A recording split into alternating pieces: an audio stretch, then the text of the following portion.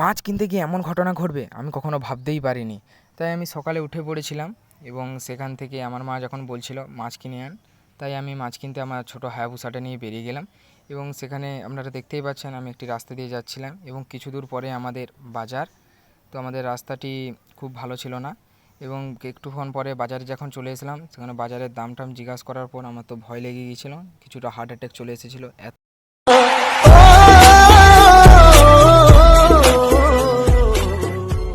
তো দাম কাঁচা লঙ্কা 200 টাকা করে। তো এরপর আমি মাছের দোকানের দিকে গেলাম, সেখানে দেখলাম যে ভালো কিছু মাছ নেই, একটা দাদু দাম নিয়ে ঝগড়া করছে।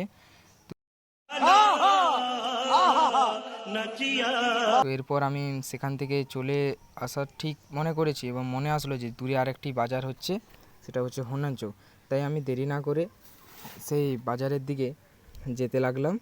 এরপর আমরা দেখতে পাচ্ছেন রাস্তা এবং দূরে রয়েছে একটি নদী।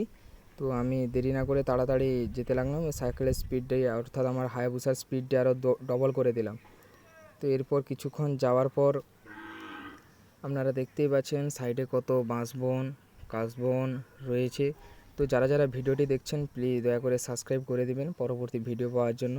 আপনারাই পারেন এরকম গরিব গরিব ছেলেকে উন্নতির পথ বাড়িয়ে দেওয়ার জন্য। তাই আমি লাগছিলাম। তো দূরে দেখতে পাচ্ছেন রাস্তার ধারে কাজ হচ্ছে। তো আমার ক্যামেরাটি এই মুহূর্তে একটু ভালো ছিল না, কারণ আমি একা একা করছি। তো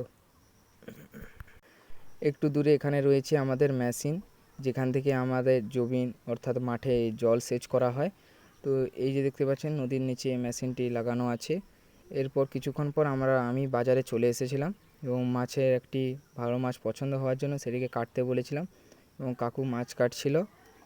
সেই সুযোগ আপনাদের দেখাচ্ছি। আরও দূরে কতগুলি মাছ নিয়ে বসে আছে। আমি ওই বড়ো মাছের থেকে কিছু ভাগা নেব।